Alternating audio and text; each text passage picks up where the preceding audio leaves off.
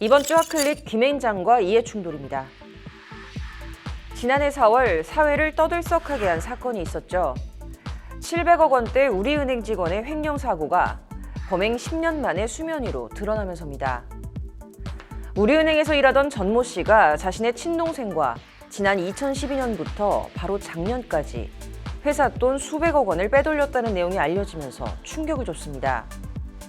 당초 전 씨가 횡령했다고 알려진 금액은 614억이었으나 범행 금액이 또 발견되면서 최종 횡령 규모는 707억 원으로 늘어났고 검찰은 전 씨 형제를 추가 기소했습니다. 그러나 작년 9월 진행된 1심에서 법원은 횡령액을 707억 원으로 다시 고친 검찰의 공소장 변경 요청을 범행 방법이 다르거나 특정돼 있지 않다는 이유로 받아들이지 않고 전 씨에게 징역 13년을 선고했습니다. 검찰은 이대로 선고할 경우 항소심에서는 제3자가 증여받은 금원은 추징할 수 없어 피해액을 회복할 수 없게 된다며 변론 재개를 요청했지만 결국 받아들여지진 않았습니다.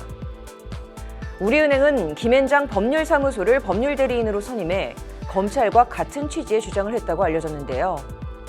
한 언론 보도에 따르면 김앤장 소속 A 변호사는 제3자 추징 등의 방법으로 피해를 입은 재산을 환수해야 한다는 우리은행 측 입장을 수사기관에 전달하고 이 같은 내용의 의견서를 법원에도 제출했습니다.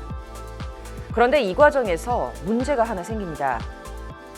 이 사건의 피해자인 우리은행을 대리하고 있는 김앤장이 상대 피고인 중 하나인 유한타증권도 대리하고 있다는 사실이 알려지면서 이해충돌 논란이 발생했기 때문입니다. 같은 로펌 소속 변호사들의 같은 사건 변호, 이번과 같이 피해자와 피고인을 동시 대리하는 소위 쌍방 대리가 법정 안에서 가능한 일인 걸까요? 일단 우리 법에서는 이를 금지하고 있습니다. 변호사법 31조는 수임하고 있는 사건에 상대방이 위임하는 사건의 수임을 금지합니다. 바로 쌍방 대리 금지 조항입니다. 해당 조항 관련 검찰 출신 김우석 법무법인 명진 대표 변호사는 해당 조항을 근거로 위법 판단을 내렸던 대법원 판례가 존재한다고 설명했습니다. 변호사법 31조에 보면 한 명의 변호사 그리고 한 개의 법무법인이 대립되는 양 당사자를 동시에 대리하는 것을 금지하고 있습니다. 이게 이렇게 되면 이해충돌 우려가 있기 때문인데요. 변호사가 자기 클라이언트를 위해야 되는데 서로 이해관계가 대립되는 양 당사자를 대리하게 되면 이해충돌 우려가 있어서 안 된다는 거죠. 대법원도 이런 변호사법 취지를 반영해서 민사에서 피해자를 대리했다가 나중에 형사에서는 가해자를 대리할 수 없다 이렇게 판결한 적이 있습니다. 이번 우리은행 사건 관련 논란에 대해 김앤장 측은 법률 방송을 통해 본건 관련 이슈를 충실히 검토해 수임 여부를 결정했으며 검토 결과 이해충돌 이슈가 없다고 판단했다고 입장을 밝혔습니다. 법조계에선 이러한 김앤장 이해충돌 이슈를 두고 이해충돌의 소지는 없어 보이지만 자체적으로 조심해야 하는 부분이라고 말했습니다.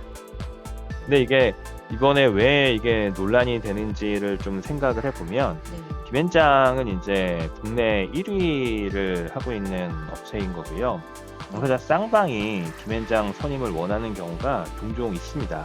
구체적인 사건 내용이나 수임 내용을 엄밀하게 좀 따져보면 이해충돌 소지는 없다고 판단될 가능성이 좀 높아 보이기는 하는데 김앤장이 평상시에 이제 쌍방 대리한다는 식의 비난을 좀 받았던 게 있어서 이 사건도 그렇게 곱게만 보지 않는 그런 경우라고 생각이 듭니다. 일단 김앤장 자체적으로 조심하셔야 되는 거고.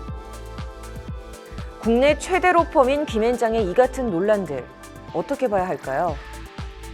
의뢰인 입장에선 비밀 유지가 제대로 될지 신뢰관계에 불안한 마음이 들 수밖에 없을 것 같은데요.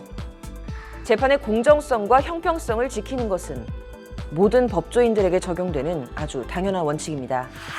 이번 주 핫클릭 여기까지입니다.